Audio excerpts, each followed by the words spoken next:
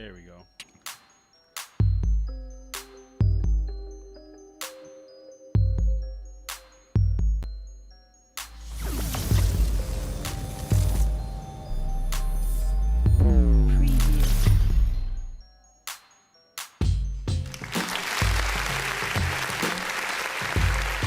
Ladies and gentlemen, boys and girls, children of all ages, non-binaries, transgenders, and however else you choose to identify yourself, welcome to Ultra Heelz Wrestling Podcast, live from Bravery Studios, Clifton, New Jersey. I'm Darth Messiah, the Dark Side Savior, always and forever on his worst behavior. I don't get hard, I stay hard. Why? Because I'm Mr. DM and I stay in your mama's DMs. Alex might be here with us shortly. He's got a birthday in the family. He might drop in for a little bit. And on the other side of the glass, Mr. Nolly Marv. Welcome back, Ultra Heelz.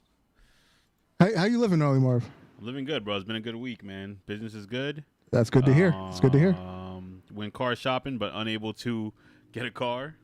What you looking for? I want an SUV. Okay. To move stuff around, I guess, right? Yeah. For equipment and all that other stuff. But I don't know. Complications happened. Okay. I gotta wait a little bit longer. Financing straight up? Yeah. Financing, yeah. Exactly. All right.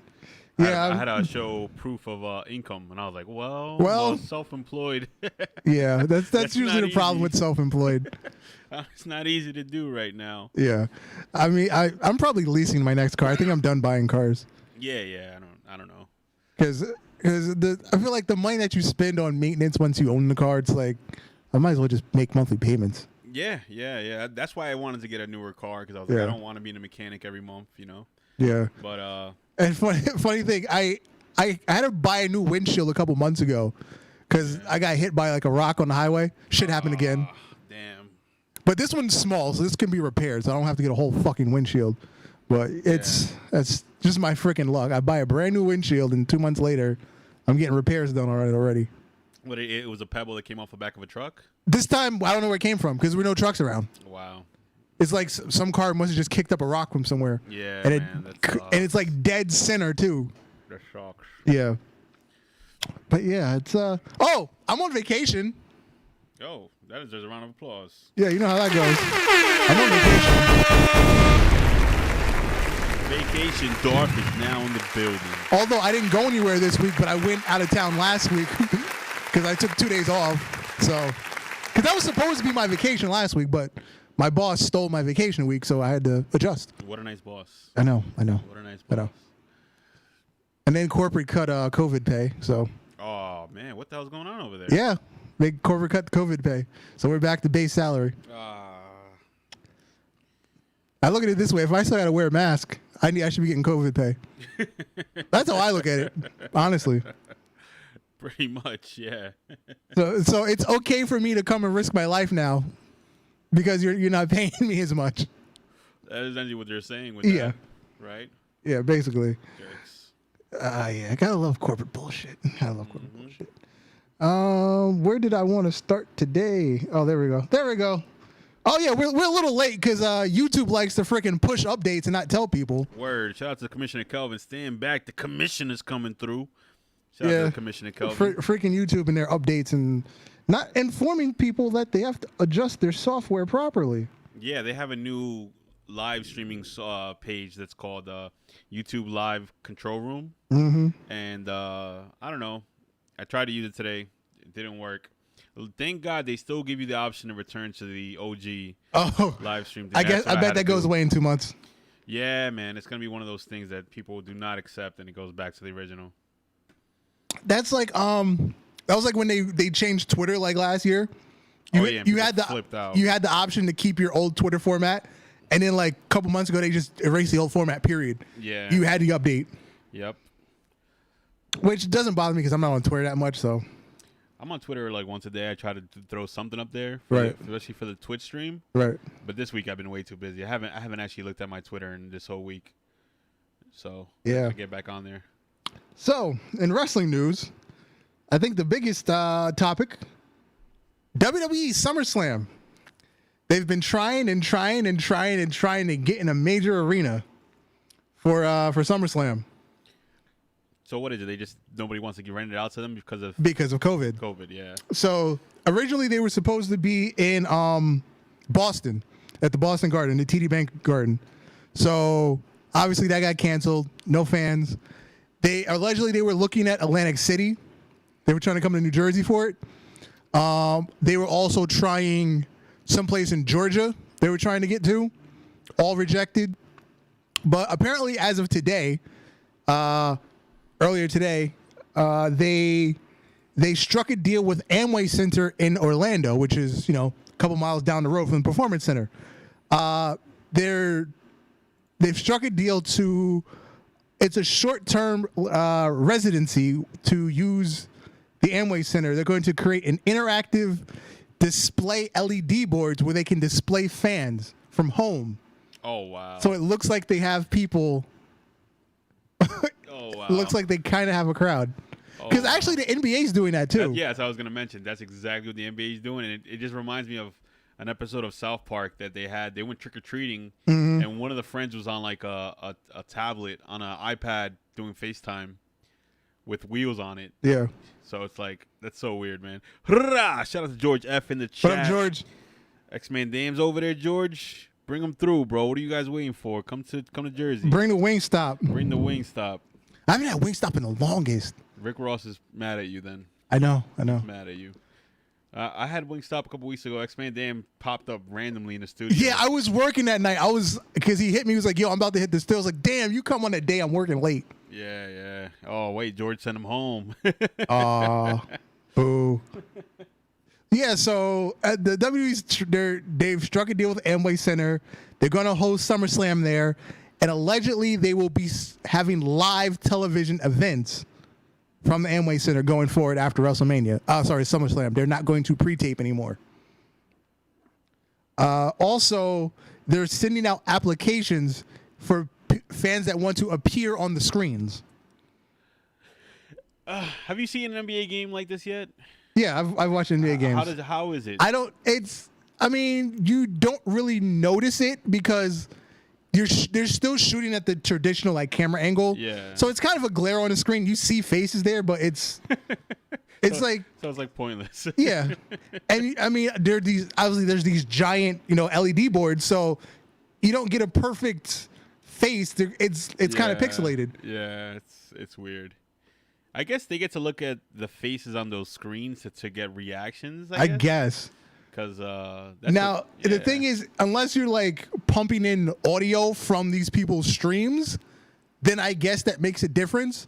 But I remember a couple days ago, they did an interview with LeBron. He said he's just getting used to playing in an empty arena. He's like, there's no noise.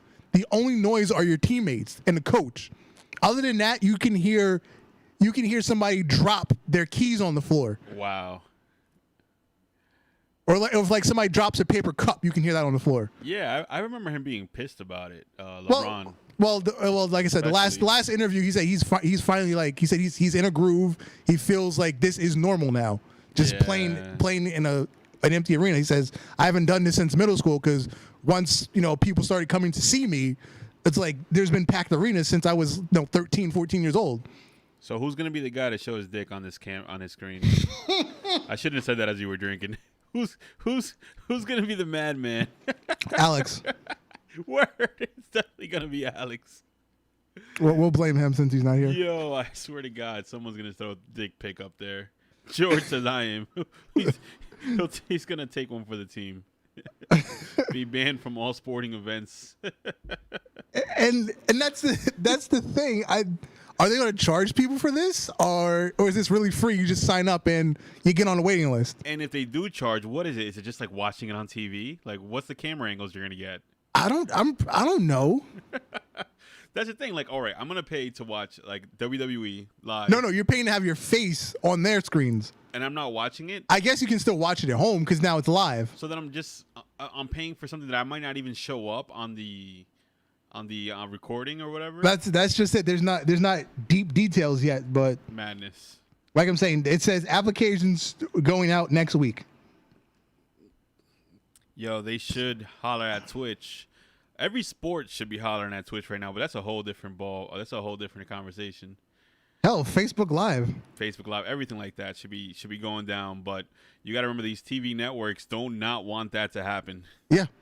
Why would Fox want there to be a whole nother separate stream of SmackDown on Facebook? Well, Fox already has their own streaming, because when the couple UFC events that they had the rights to, it was streamed on the Fox app.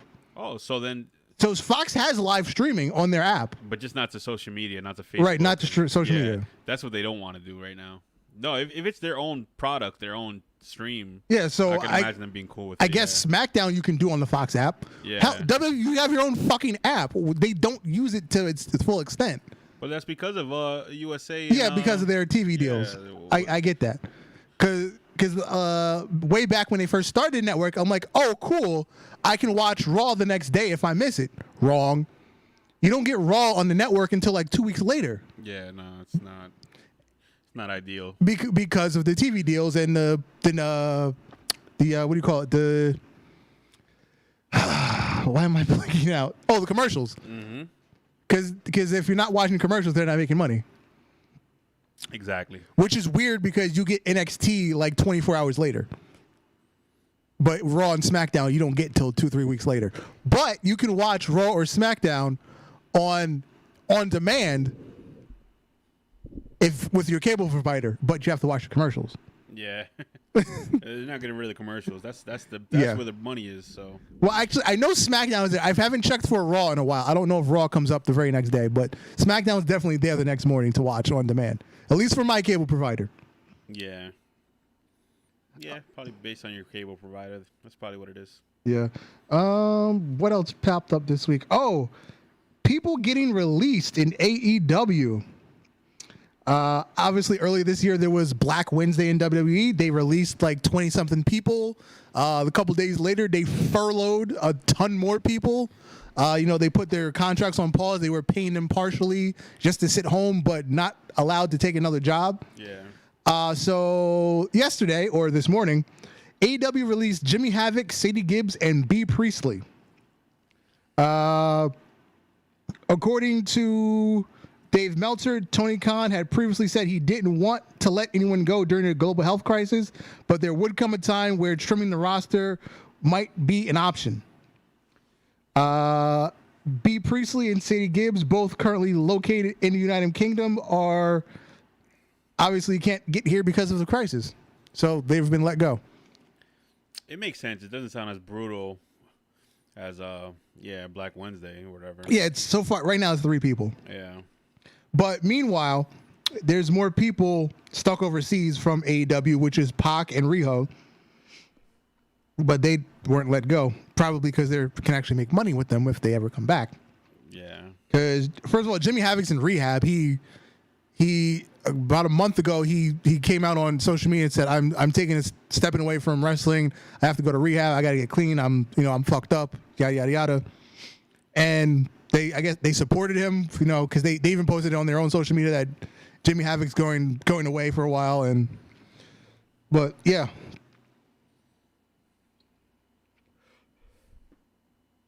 I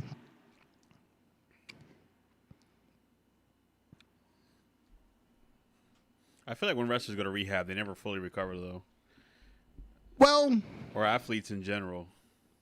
Because it's part of the lifestyle, I guess, because you're just so used to, like, I guess what your profession already abuses your body. Yeah. So in your head, you're kind of, whatever your vice is, it's helping you recover or to deal with the abuse you're already putting on your body, but it's actually making it worse. Yeah. Daryl Strawberry, man. Well, yeah, that's an extreme one. No, Dwight Gooden's even worse. He's still smoking crack. They're still coming back from crack. He's still smoking crack. Because there was a thing on ESPN like in the last year about him still having trouble with drugs. Yeah, I bet Jeps has a Daryl Strawberry baseball jersey, a Yankee jersey. Now, what's funny is he's more famous for being a Met than a Yankee, but everybody goes back to his Yankee days, which was only like 2 years. Wow, I didn't even know he was a Met. He played with the Mets in the early 90s. Dude, I only always thought of him as a Yankee. In the 80s, because him and Dwight Gooden were on a team at the same time. He played for the Mets from like probably 86 through like 94. Bro, I don't have any memories of him being a Met. And then that's when he went to jail. Yeah. And he came back to baseball, and he played for the Yankees for like 2 years. I think he ended up going to the Dodgers too. He played for like 3 or 4 more seasons after that, and he retired. Bro, I have no memories of him being a Met. But then again, I did not keep up with the Mets like that. Yeah, he played most of his career with the Mets. With the Mets. George F says, no, but I know a crackhead who played for the Lakers in the 70s. I don't know what it was about the 70s or early 80s, but people used to do crack and go to work. That shit is just not happening nowadays. Crack must have either gotten stronger or we gotten weaker, bud. Well, I guess everybody's doing fucking acid now, or just straight up doing coke. Doing worse shit, yeah. Yeah, even Kelvin said Darryl Strawberry got drafted by the Mets. Yeah, he played from the Mets from 1983 to 1990. He played for the Dodgers from 91 to 93. San Francisco Giants in 94. And then the Yankees 95 through 99. He didn't play for the Yankees that long. Okay, well, I can see why I have him in my head as a Yankee, because around that time is when That's when they were winning World Series. I was a little bit older. I was old enough to like know players' names at that point. Yeah. And that's when the Yankees were winning. The good old days. Yeah. George Jeff says, this generation does pills and gets lazy. Exactly. Yeah, the crack epidemic, like famous celebrities were smoking crack and like going to work and shit. Yeah. Crack must have gotten worse, or I don't know what happened. Samuel Jackson admitted to smoking crack back in the day. Well, the crack epidemic, everybody started fucking cutting the cocaine, and that's why people were dying, is because it wasn't pure anymore. Yeah, I see that. Well, we're just taking this in a whole nother direction. Yeah, word. All right, Raw. Ultra Hill Snowfall Edition. Monday Night Raw kicked off. Well, it didn't kick off, but the biggest event on Raw. Randy Orton, the Legend Killer, the Viper. He took down his mentor, Ric Flair. Ric Flair was trying to, I guess, appeal to the sweeter side of Randy or something like that. And Randy just nutshotted him and punted his head off. He kicked an 80-year-old man in the head because he's just that damn ruthless. This is apparently Ric Flair's final WWE Association thing. He's not going to be on Raw anymore ever again, he said. Really? I didn't catch that. Culture said. Okay. I doubt it. That's never true. Everybody always says He always come back. Yeah. He always come back.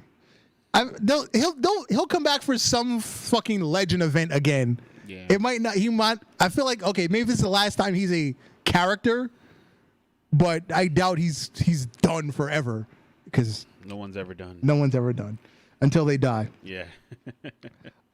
So yeah, and Drew McIntyre came out to save Ric Flair. So it was a whole setup for their match against each other at SummerSlam.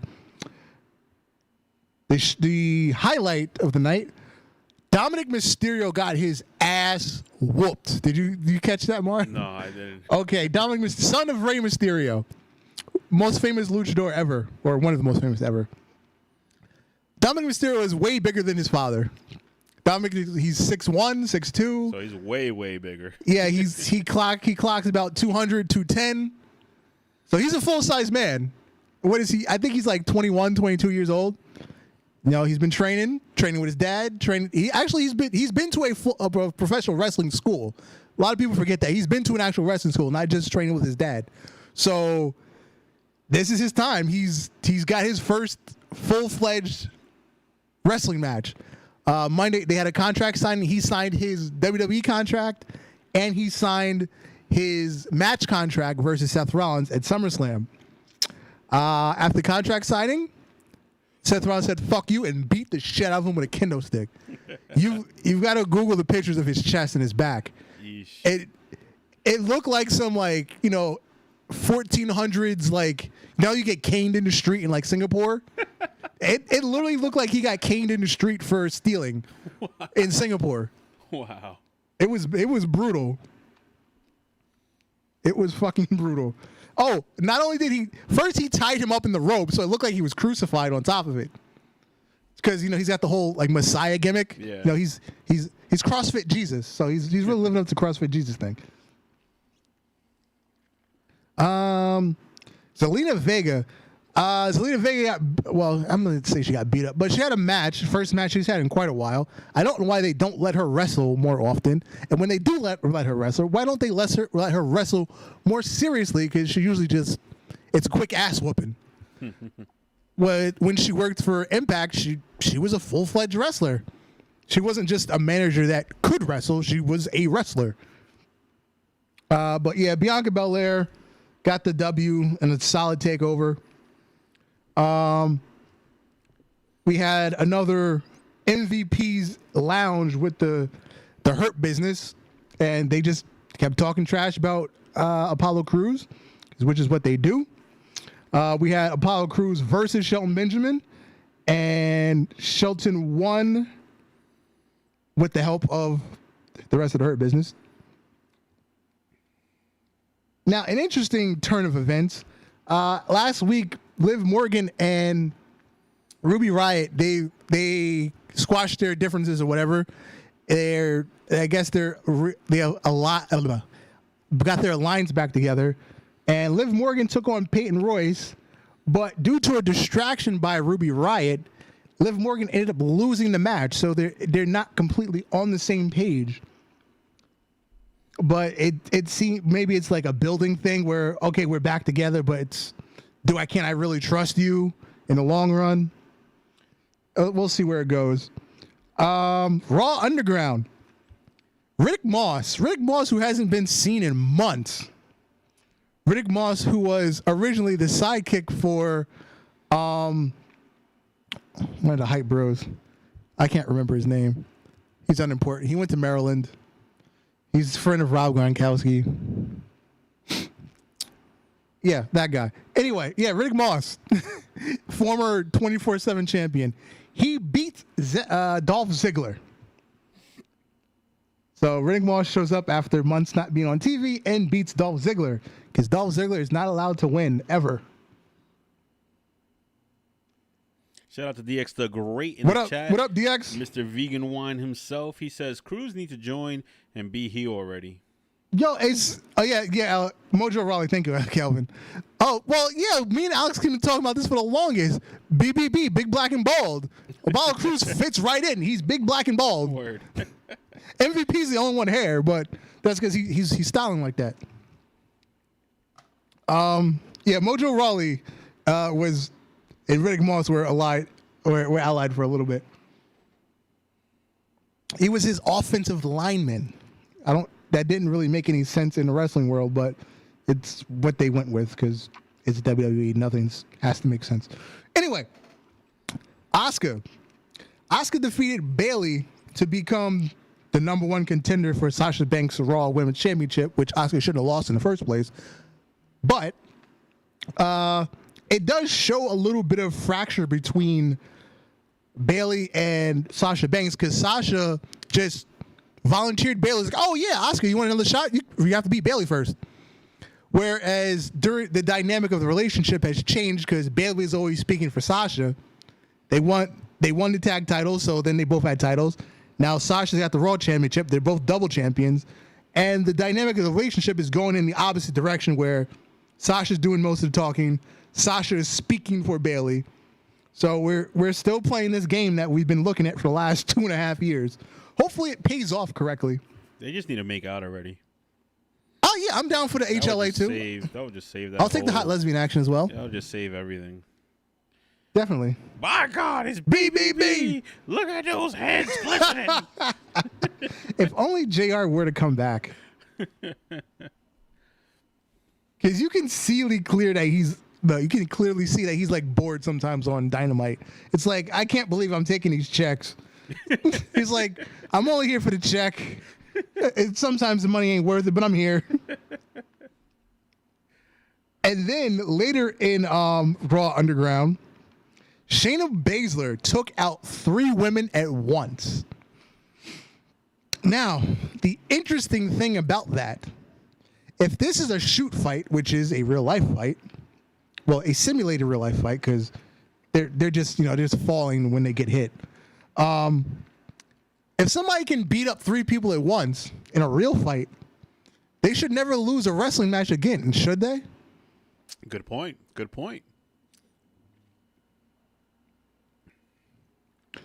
you've kind of painted yourself into a corner. But it's logic they don't expect us to think of because they're smarter than us. It's sort of they think. DX says, I don't know, man. I think Ross Dunn, in my opinion, he lost his mild passion. Yeah, he might be checked out already at this point, no matter what company he goes to. Yeah. Well, I wouldn't even no, because when wrestling is good, JR is JR. Like when he was doing the New Japan, he was doing New Japan pay-per-views for a while. That was JR when he was doing New Japan stuff. Yeah, but maybe he just feels like shit. There's just nothing that could ever surprise him anymore, or there's never gonna be another like high moment in the industry again, like or something like that. I don't know. Well, not to shit on AEW as we always do, but as you always do. Alex is pretty happy with it. Well, he sees the good side of the actual wrestling. Yeah. I criticize the way the business is run. That's what I do. You have an unexperienced person running the company because the way they originally set up the structure was Cody was booking the singles division, the Young Bucks were booking the tag division, and Kenny Omega was booking the women's division because they're all executive vice president. And things weren't going that well. There wasn't, a really good. I mean, as I say, the people that were going to watch those people were watching those people anyway, as I always say. But I guess Tony Khan felt like there wasn't much of a direction to the company, so he's now in charge of creative.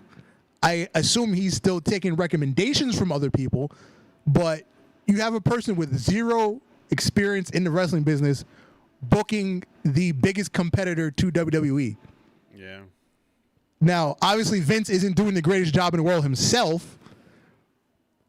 But he has been doing it for 40 years. He knows something. He has to know something. He's not showing it anymore, but he knows something about booking wrestling. Yeah, even if he's right 50% of the time, it's still good. Yeah. Still better than what AEW is probably coming up with. So, JR being a person who has been in the chair of Booker, because that's what he did for a very long portion of his career with whatever company he was in, whether it was Jim Crockett Promotions or WCW, WWF. He's been the booker or on the booking team. He knows how to write wrestling. So, he was head of talent relations. So he knows what a wrestling match is supposed to look like. Yes, things evolve. Yes, things change. But I'm not going to say wrestling has passed him by, but he feels that even in the new generation, there can be a better product. I guess so. My interpretation. Obviously. Kelvin says, AEW was making me sad with those Canadian Destroyer calls. It's the Canadian Destroyer is now a transitional move. It doesn't do damage anymore. It's just, I need to move you to the other side of the ring so we can do another spot. That's all it is. That's all it is now. The only Canadian Destroyer that does any damage is the Panama Sunrise. That's it, which is Adam Cole's finisher. Well, his alternate finisher, because he also has the last shot. But anyway, we finished off Raw with Randy Orton versus Kevin Owens. This was a nice, clean TV match. Not overly exciting, but they put on a solid WWE-style wrestling match. Thank you. Thank you. That's the best I could say about that match. Backtracking to SmackDown. Fucking Retribution. Oh my God. Now, I get what they were going for. They were trying to make them look, because they've been just randomly fucking shit up around the Performance Center every week. So this week they went big with Retribution. They had them destroy the entire arena. They came out with spray paint and bats and a chainsaw. They cut the ring up. They cut the apron. But it was so bad. They had silly string. It didn't look like, we're here to destroy the place. It just looked like, okay, we need you to mess stuff up on purpose. First of all, they came out with the spray paint. It wasn't even working. It was like they tried to spray paint the glass the glass dividers. Yeah. You could barely see the spray paint on it. Then they tried to spray paint the ring. You could barely see it. It was a mess. It was an absolute mess. Now, when Nexus did it back in, 2012, 2011, that's how you destroy a fucking ring. This was a sad redo of something we've seen done way, way better.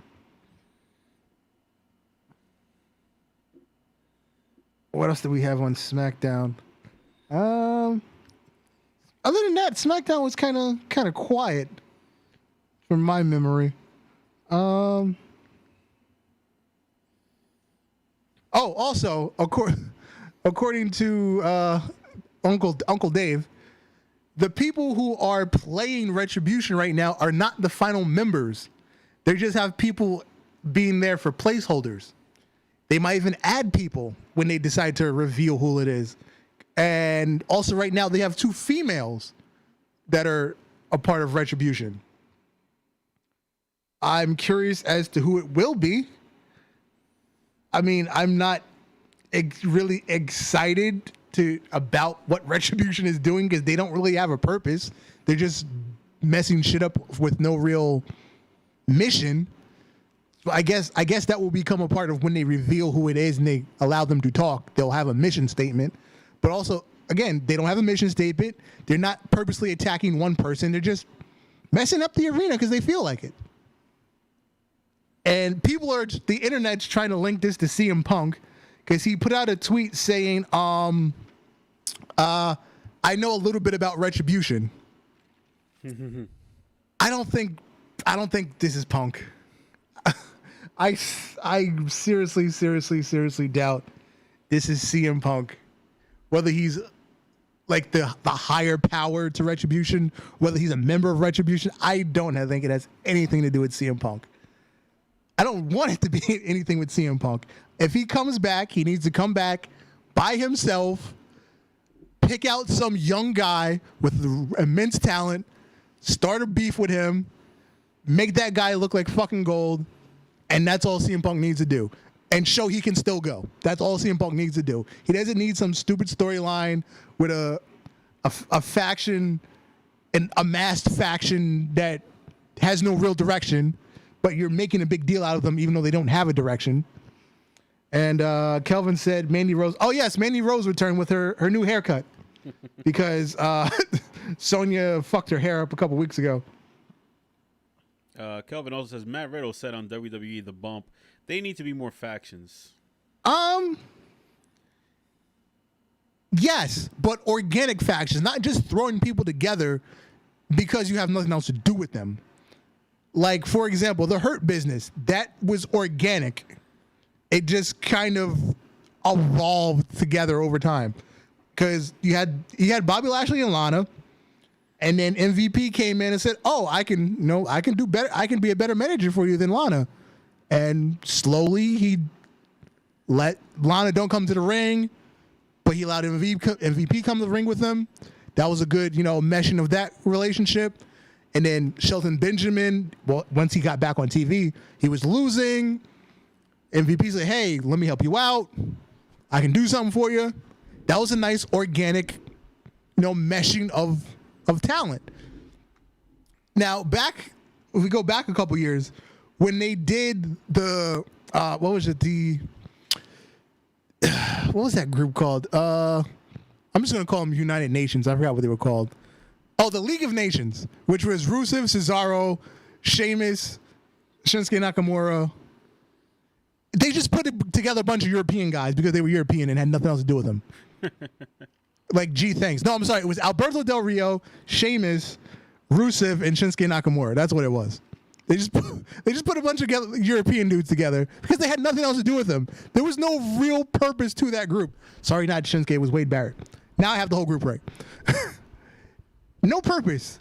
No purpose. They even gave them a big WrestleMania match and had them lose. They pushed them to fucking heaven going into WrestleMania, and they lost. And not only did they lose, post-match, they got beat up by, I think it was Stone Cold, Mick Foley, and HBK. So you bring in these legends and have them get beat up after the match. Again, no direction, just threw them together because there was nothing else to do with them. So when you factions have to be organic. Yeah, I agree with that completely. I also think they need to tackle, like, they need to parody pop culture a little more too, which I know is like the most comical way of doing it, a storyline, or probably the cheapest way.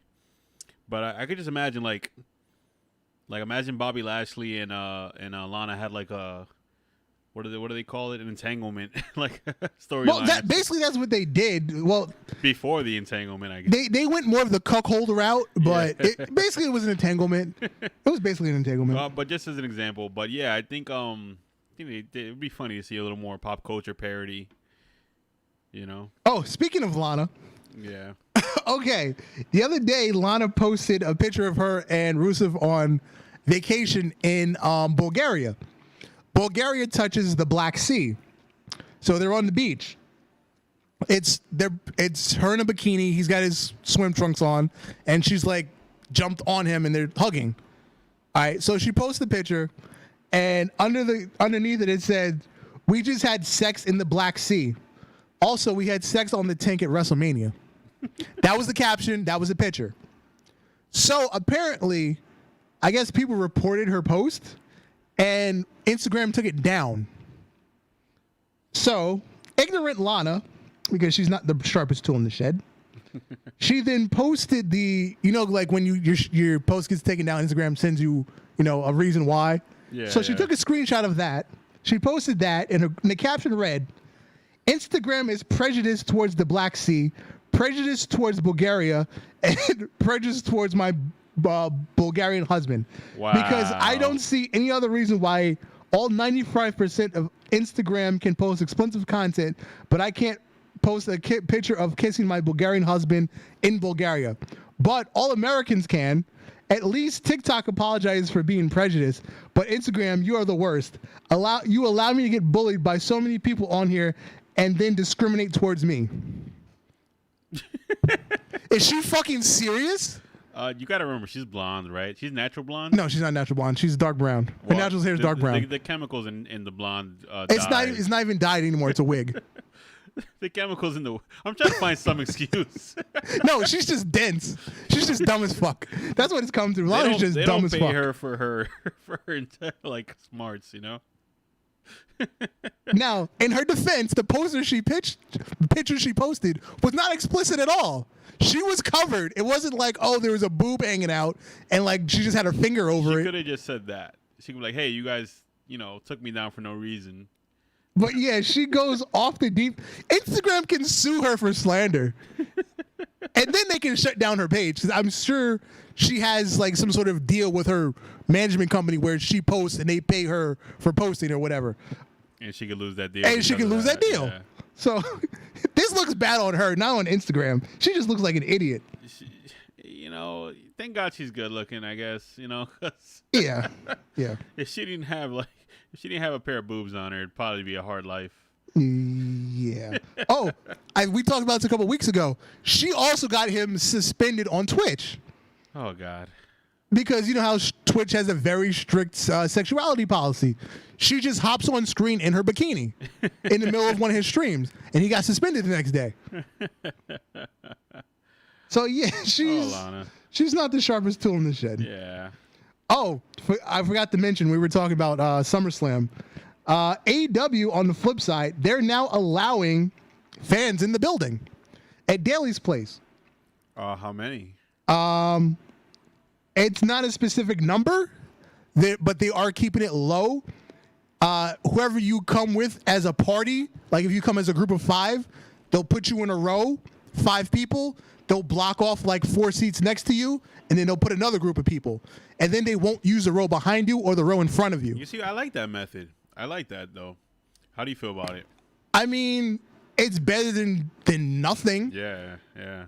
But also, Florida is the state where nobody really gives a fuck, and everybody's getting sick all over again. Yep, that's true, too. Florida's like... But apparently also the building security is enforcing guests to wear masks. So I guess that's a positive as well. Because like even if you're just sitting there with your group of people and you pull it down, they'll walk over to you and say, "Hey, pull it up." according to the article. But maybe it's just a fluff piece, and they're making it look good, better than it really is. But over the months, AEW was also letting family in of the wrestlers, so they would have more than just the wrestlers around ringside. Yeah. So I guess this is the next step for them. They're letting in small groups of people, and like I said, they are taking precautions to socially distance the people that are there. You can sit with the people you're with. They'll block off the seats next to you. They won't use the row in front or directly behind you. So there's a little bit of space. What a world we live in. Oh yeah, this was the one about SummerSlam possibly being in New Jersey. Oh, okay, NXT. Let me jump over to NXT. Karrion Kross defeated Danny Burch, and he also signed a contract for his match with Keith Lee at TakeOver 30. And the contract caught on fire and affected the eyes of Keith Lee. So now we have yet another eye injury. Jesus. Yeah. The magic of Karrion Kross and Scarlett. They gave him the contract and it just spontaneously combusted. So yeah, we have another eye injury, because if you go on Mia Yim's Twitter, she's backstage, cleaning his eyes off. That's his girlfriend, for those that don't know. Yeah, that happened. And we continuing the story with Adam Cole and the stupid punter with the podcast that I don't care about. Kelvin says Bayley made a video telling Mandy Rose since she stole. Oh yes, that came out today. Yeah.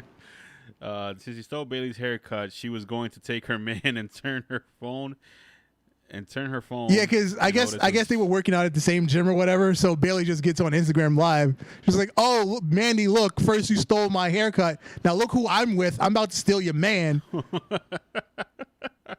But it was funny. Yeah. Because it's like they're not in a rival or anything, so it's not that big of a deal. But yeah, it's just a really funny bit that she did. The Santos Escobar and his group took down Isaiah Swerve Scott and Breezango. Mia Yim beat Indy Hartwell. I love Mia Yim. I wish they would do more with her. I really do. Oh, another thing Bayley did on Twitter. Mercedes Martinez. She posted, "Hey, Mercedes Martinez, cute name. I wonder where you got it from." Okay. Mercedes. Sasha Banks' real name is Mercedes Varnado. Mm-hmm. Bayley, her real name is Pamela Martinez. So Bayley, Sasha, tag team. Mercedes Martinez. She's like, "You stole our names." That's crazy. And one side, I'm shocked that they both have like very Hispanic sounding last names. Are they Hispanic? I know this girl's related to Snoop Dogg. Oh well, her last name is Varnado, so I think that's like the European side of her family that she got her last name from. Okay. But Bayley's Mexican. Really? Yeah, I thought we went over this one time before. She's Mexican. Did I still get shocked? I mean, I think she's got a little bit of white, but she's Mexican. She's got to have white, because where'd that chin come from? Yeah, that's true. Mexicans don't have that can opener chin. But yeah, Bayley's Mexican. She has mostly Mexican blood. Yeah, it makes sense. It's in Cali, right? Yeah, let's see. Bayley. Let's see how fast I can get this to pop up. Pamela Rose Martinez. Yeah. San Jose, California. Life. Born in the Bay Area of San Jose, California. Mexican American father and Mexican American mother. So both parents are mixed. Wow. Cool. Yeah, both parents are mixed. Cool. The chin is American. Yeah. I dig it. Yeah, so that was another funny thing that Bayley's on fire on social media this week, basically. So yeah. Also, during tapings for next week's episode of NXT, Apparently, Johnny Gargano fell on his head. He was having a match with, who the hell was the match against? Ridge Holland. It wasn't really a botch of a move. It was more of Gargano just not landing properly. He landed on his head, and they had to stop the tapings. Shawn Michaels, Triple H came out from backstage to check on him along with the medical staff.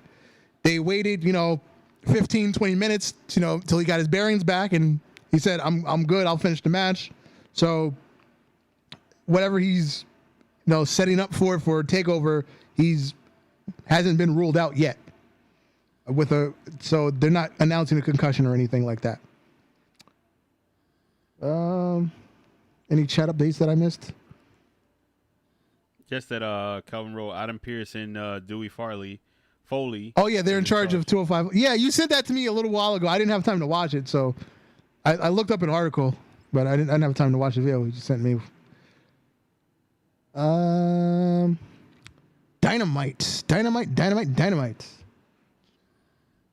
This was another non-offensive episode of Dynamite, I will say. It kicked off with, what was it? The Young Bucks versus the Dark Order, Evil Uno and Stu Grayson. Solid match. For their style, solid match. Came back from commercial break. We had the next installment of the MJF campaign. We deserve better 2020. Again, just running down Jon Moxley, calling him a fake Stone Cold, criticizing the state of modern wrestling, how nobody takes it seriously anymore. He even laid down in the ring and said, "John, if you're a real man, you'll come out and kick my ass right now." Because he was saying that Moxley won't take matches with anybody that won't lay down for him, which is a little too far inside. It's a little too far inside information, but whatever. MJF pulls it off, and eventually, during this whole promo, Moxley did come out to kick MJF's ass. Now, what happened was, because Moxley usually comes through the crowd, he had Wardlow in the ring along with a couple of goons. So when Moxley's music hit, he's like, go up there. He's going to come that way. So they go out into the ring, and sure enough, Moxley decides to come through the tunnel, which he never does. So, surprise, here I am. And that's how he gets to beat up MJF without any interruption from Wardlow or the goons. We had a TNT Championship match, Cody versus Scorpio Sky. This was a hell of a match. Scorpio Sky can fucking go. Not that he's overlooked, I would say, but if they want to give him a singles push, go ahead. The guy is fucking talented. And his promos are crisp too. It's not like he can't talk. It's not like he doesn't have a personality. It's just he's been in a trio with the rest of SCU for as long as most of us can remember him, being on the scene, as opposed to just, random indie shows. But it's basically since he's been in Ring of Honor.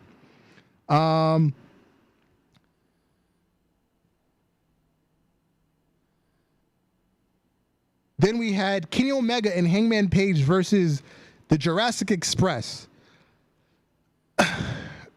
Solid match, but as usual, Marco Stunt is in the fucking way.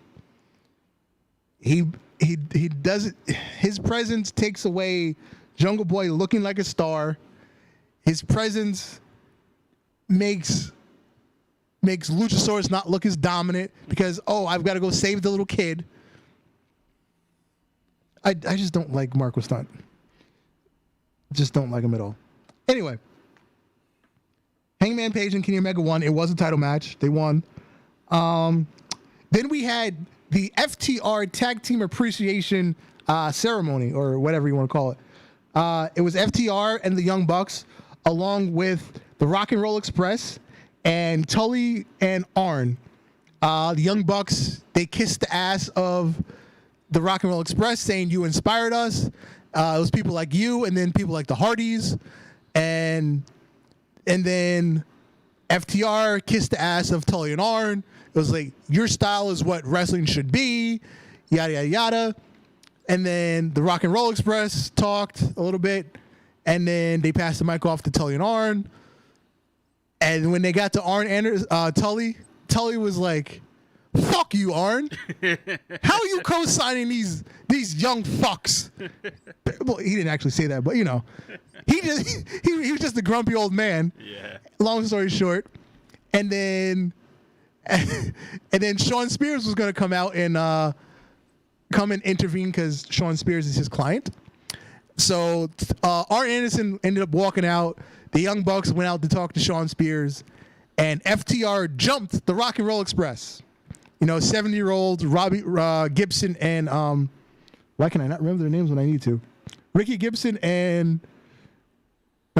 Gibson and Ricky Morton. There we go. What is their most infamous moment? I hear about them a lot, but The Rock and Roll Express? I don't really know what they were really. They've just been around forever. That's it, right? That's just their thing? But their beginnings was they were the Pretty Boys. Because that's when, like, that was like the Beatles and whatever else was going on, the Who. Okay. So they were like the representation of the rock scene in the late 70s through the 80s. Got you. They were the representation of the rock scene. I hear so much about these guys, but I don't know what they ever did. Or Yeah, they were the pussy magnets. Okay. That long story short, they were the pussy magnets. They were the reason there was female wrestling fans. Okay, that's justifiable then that they're so revered, I guess. Yeah. But to go along with it, they were excellent wrestlers. They were excellent tag team wrestlers. Yeah. It's not like, oh, they're just really good-looking guys, because how many good-looking guys are there in wrestling now? But there's less and less female wrestling fans. Yeah. So I'm guessing there's going to be an FTR Rock and Roll Express match, because they're still wrestling. They're in their they're still wrestling. Because why else would they just randomly jump the Rock and Roll Express? Because last year, while NWA was still running shows, they were the NWA Tag Team Champions for a couple months. Yeah. Until they lost to, was it James Storm and Eli Drake, I believe? Yeah, even Kelvin says they were the Pretty Boys of Jim Crockett Promotions. Yeah, they were the pussy magnets. Yep. Yeah. Kelvin, I'm going to pass on Santino Ortiz because I don't give a fuck about anybody's mom's minivan. I'm going to pass on that. That was stupid from the day they started that whole gimmick where the best friends were showing up in their mom's minivan. What kind of fucking grown man that's supposed to be a person that kicks someone's ass for a living shows up in their mom's minivan? I'm going to pass on that one. We had Hikaru Shida beat a jobber, and the biggest match of Chris Jericho's career. Never mind the fact that he beat The Rock and Stone Cold in the same night. Never mind the fact he faced Shawn Michaels at WrestleMania. I saw your Instagram post. Never mind the fact that he faced CM Punk at WrestleMania to prove who's the best in the world. Never mind that. Never mind the fact that he faced Kenny Omega at Wrestle Kingdom. I'm giving Kenny Omega credit in this one. Let me go, because I never give him credit. Never mind the fact that Chris Jericho has faced Okada, Kazuchika Okada, the greatest wrestler of this generation in Japan. Never mind all that. He had the biggest match of his career against Orange Cassidy. And he lost. He lost to an orange punch. It's the Superman punch from Roman Reigns, but it's the orange punch. Yes. Now, one of the stipulations to the match was because a couple of weeks, Orange Cassidy ruined Chris Jericho's $7,000 white blazer that he was wearing. So he was, as a part of winning the match, if Chris Jericho won, Orange Cassidy would have to pay for it, but Chris Jericho lost, so he didn't get the money for his jacket. Yeah, that happened. That fucking happened. And yeah, that was the main event. That was the main event of Dynamite. I think Alex sent me something right before I got here. Kelvin doesn't even blame me for passing on that one. Yeah, that was. Wait, we never got to speak about. Did we ever go in depth about The Rock buying the XFL? We touched on it last week. Oh well, I guess I think we missed this part. It's not even really The Rock that's buying it. It's his ex-wife. Because he's in business with his ex-wife. His ex-wife is the one that made the proposal. Oh wow. Yeah. Oh, I'm interested in seeing where this goes. So he's just the front man because he's the big name, but it's his wife's brainchild. Interesting. Yeah, so it's his wife that put together the group of people, which I'm still shocked that why the fuck did The Rock need, fucking investors for $15 million? All he had to do was shoot a fucking commercial. He's got $15 million in his pocket. Maybe he didn't want to put his own money. I don't know. The man gets paid $40 million for a movie. Yeah. I'm sure he can afford $15 million hard cash. Yeah. I don't think he needed investors. I don't know. I mean, yes, it's a lot of money, but in retrospect to what he makes, I'm sure he could have put up the money by himself. Oh, he says he didn't blame you for passing on talking about Lars Sullivan. Oh, yes. The gay porn star is back. There was some shots of him working out in the gym. Yes, Lars Sullivan is. I guess he's making his comeback. They should have. I wish he could have come back sooner because there's no crowd. Because if he comes back and there's a crowd, he's doomed. He's fucking doomed. He's between the racist shit and the homophobic shit he said. Then they found him doing gay porn. He's doomed.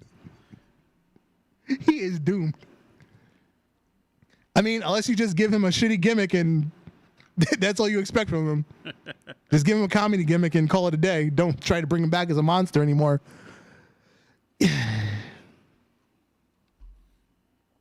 So yeah, I think unless Kevin's got something else to send me before I sign off, I think we've covered everything that I can think of tonight. Yeah, we talked about that. I have some interesting video game news for you. Okay. Okay, so Def Jam just recently tweeted, if we get to a certain amount of likes on this post, we have a surprise for you, and then they put an emoji of a video game controller. Okay. So everyone is assuming this is going to be Def Jam Vendetta. 3? 3, yeah. Yeah. Essentially, yeah. What are your thoughts on that? I'm cool with that. I mean, the original concept of Def Jam Vendetta, where fighting with your favorite rapper in, a street fight setting, cool idea. So, just as a hip-hop fan and thinking about who people really are, there's nobody fucking tough anymore. That's my thought about it, too. But for the people that like those artists, it's, oh, shit, my favorite rapper's in a video game now, so it'll sell. Yeah. I guess. I guess I think about it too logically because you weren't fucking with DMX. You weren't fucking with The Game. You weren't fucking with 50 Cent. I mean, those aren't people you want to run into and have a street fight with. Come to find out, some of them are soft as fuck. But yeah, at the time, we didn't know that much about people. They had that aura of, oh, this is not a person you want to fuck with. I always go back to the thought of the branding of rappers nowadays.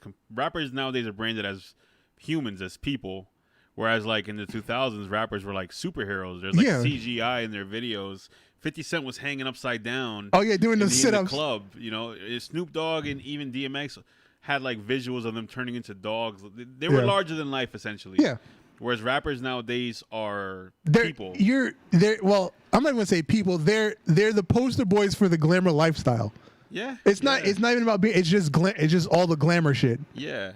And yeah, like I really don't think that anybody. It doesn't fit the branding of any of the rappers today to be in a video game. Yeah, I mean, how many? Like, I'm sure 6ix9ine is gonna make the fucking video game. He's the biggest fucking pussy out there, but I'm sure he'll make the video game because he's popular.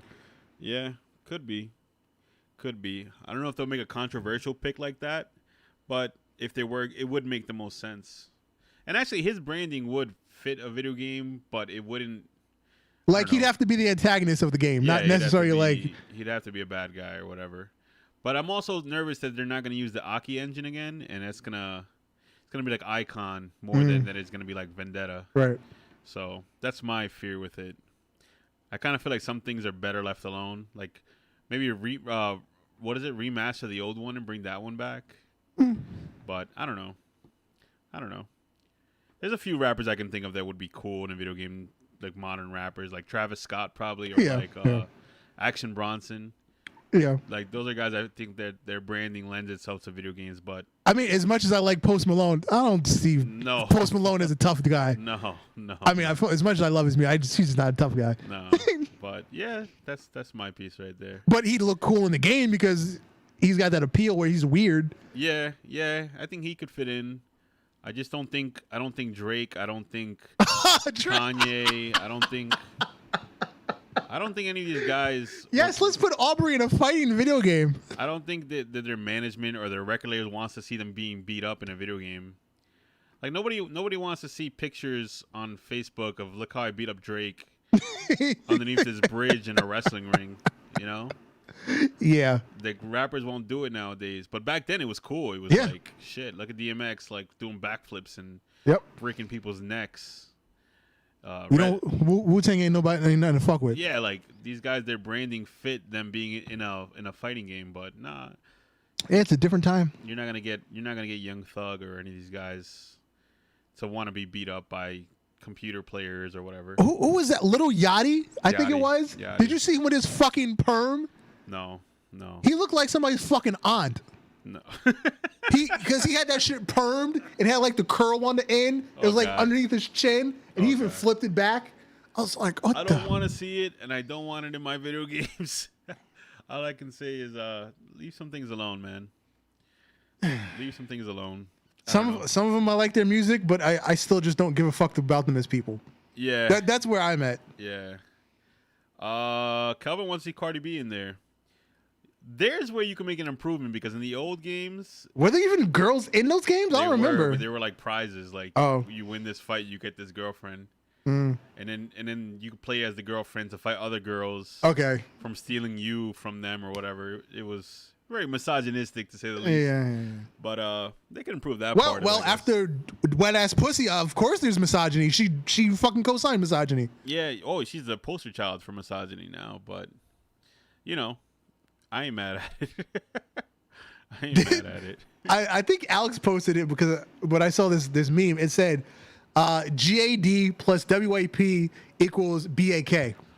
What the fuck? Good ass dick plus wet ass pussy equals badass kids. And we're going to leave you on that note. This has been another episode of Ultra Heelz Wrestling Podcast. I'm Darth Messiah, the Dark Side Savior. Alex couldn't make it tonight. Salute to Alex. Mr. Nolly Marv. Good night.